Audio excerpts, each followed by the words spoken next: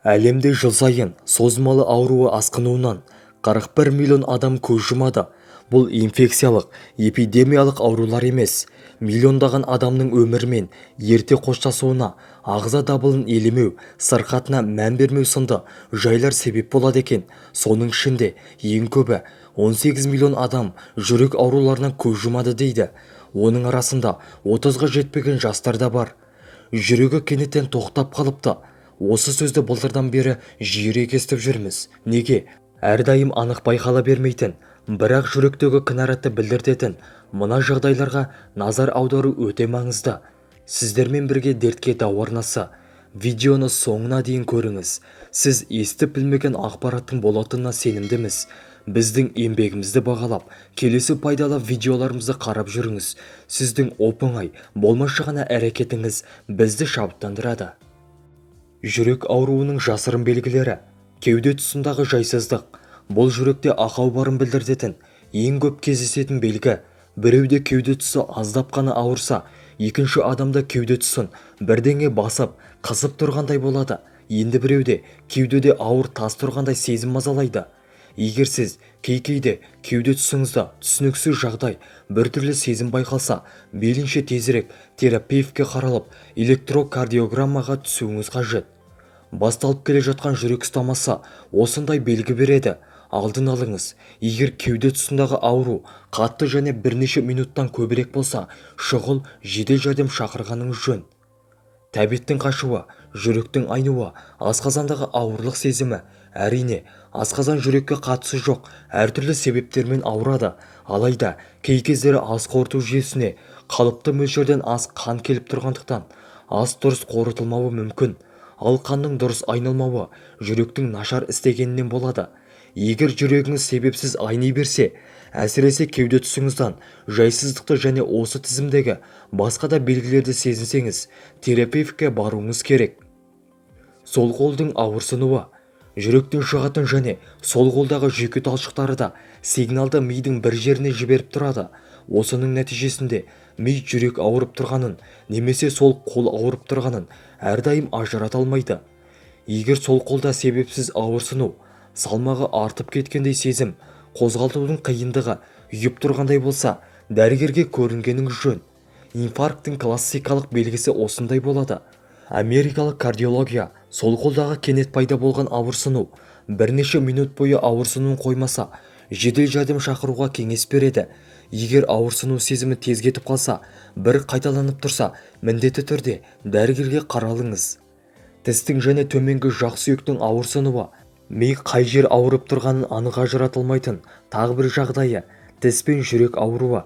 Егер тіс ешқандай себепсіз ұдайы ауруын қоймаса, кардиологқа көріну керек. Аз уақытта бастың жиі айналуы. Аяқ астынан әлсіздік пайда болуының себебі өте көп. Мысалы, қарын аш болуы, немесе бір кенеттен жылдам қозғалу. Егер кенеттен пайда болатын қысқа уақыттың бас айналуы, кеңістікте бақыттан адасқандай күш кешу, тосыннан болатын әлсіздік жиі қайталанса, тексеріліңіз. Әдетте мұндай жағдай жүрек қанды миға керегінше жеткізе алмай жатқанын білдіреді. Бұл жақындап қалған инсульт белгісі болуы мүмкін. Үнемі шаршаңқы жүру. Жүрек әлсіз болса, қан айналымын толыққанды қамсыздандыра алмайды. Содан ағза мүшелері тіндер қоректік заттармен және оттегінің зәрулік көріп тарыға бастайды. Аман қалу үшін организмнің маңыздылық деңгейі төменірек ағзаларға ең әуелі қол-аяққа ағатын қанды азайтып, оны жүрекке, миға, өкпеге қарай жіберіп отырады. Содан қол не аяқта әлсіздік, үйіп қалу, жансыздану сияқты сезімдер басталады. Адам үнемі шаршап жүреді. Егер мұндай жағдай сізге таныс болса, кардиологтың кеңесін алыңыз. Аяқтың ісінуі. Аяқ пен қолдағы қан айналымы дұрыс болмағаннан, тіндердегі артық сұйықтықтың шығарылуы да дұрыс болмайды. Бұдан аяққа көбірек зиян келеді. Сұйықтық тері ішінде қордаланып қалып, аяқ домбығып кетеді. Егер аяқтың ісінуі сізде жиі орын алса, терапевт пен кардиологқа көріну қажет. Көптен кетпей жүрген жөтел. Сіз тиген суықтан 2-3 апта бұрын аман-есен құтылсаңыз, ал жөтел кетпей жүрсе, бұл қалыпты нәрсе. Бірақ кей кездері жөтелгенде бөлініп шығатын қызғылтым немесе ақ түсті шырыш жүректің жөтелге тән нышан болып табылады. Осындай нәрсені байқасаңыз, кардиологқа асығыңыз.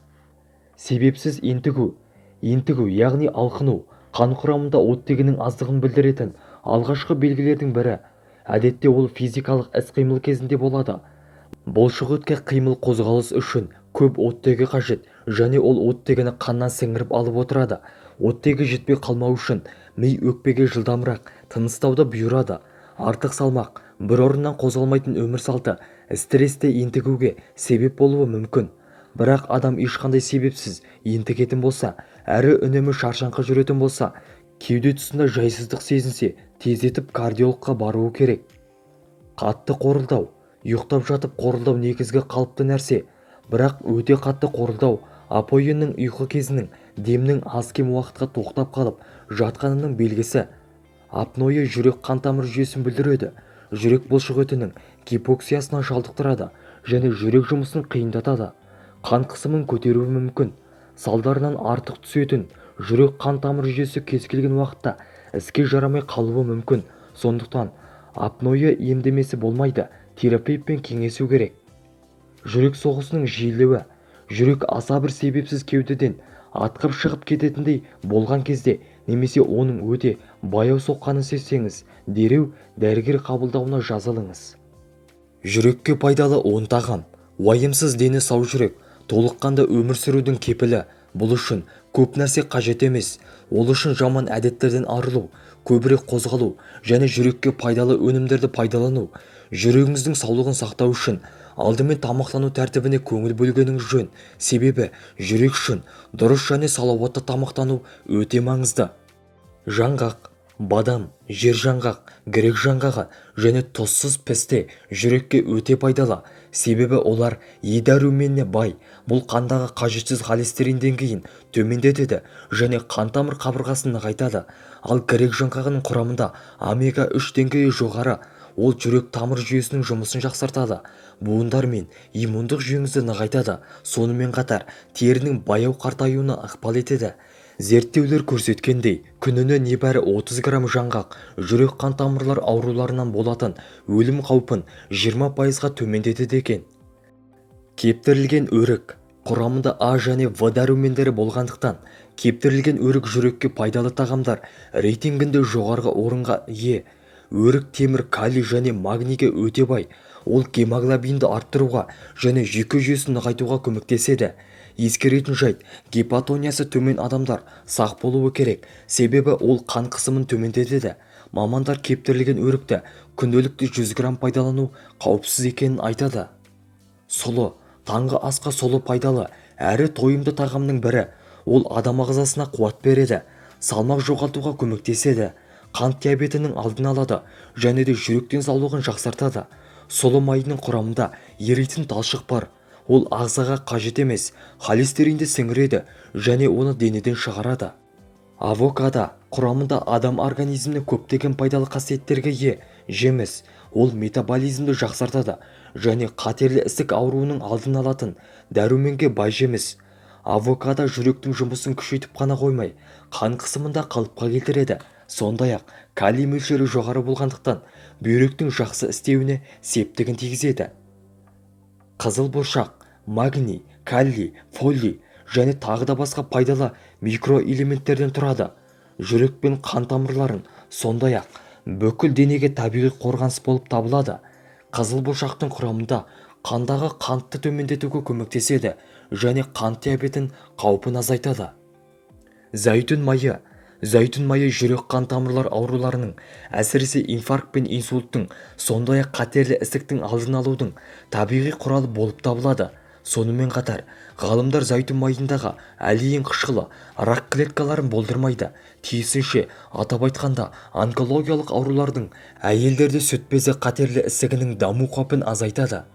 Анар. Бұл өте пайдалы жеміс. Оның құрамында А, В1, В2, В3, В5, В6, Е, С дәрумендеріне өте бай. Сонымен қатар калий, темір, селен, марганец секілді микроэлементтерден тұрады. Ең бастысы, денедегі қабынуға қарсы. анар шырыны жүрек ауруы бар адамдар үшін пайдалы және қан айналымын жақсартады. Жемістегі темір анемияға көмектеседі және де темір тапшылығының дамуына жол бермейді. Сонымен қатар адамның жалпы жағдайы мен көңіл күйіне әсер береді. Балықтың құрамындағы майлар жүректің қалыпты жұмыс істеуіне септігін тигізеді. Лосос, тунец, скумбрия және теңіз өнімдерінде жүрек бұлшықетін тамақтандыру үшін қажет нәрсенің бәрі бар. Бұл өнімдерде көптеген пайдалы омега-3 май қышқылы бар. Ол жүрек қан-тамыр жүйесінің тоқтау қаупін болдырмайды, жүрек ырғағын сақтауға көмектеседі. Алманың құрамында С дәруменінің көп болуына байланысты қан тамырлар күшейіп, олардың зиянды микробтары өткізгіштігі азаяды. Алма ең күшті қан тазартқыш, табиғи және ауыртпалықсыз. Егер қаныңыз таза болса, жүрек қанды тазартуға аз энергия жұмсайды.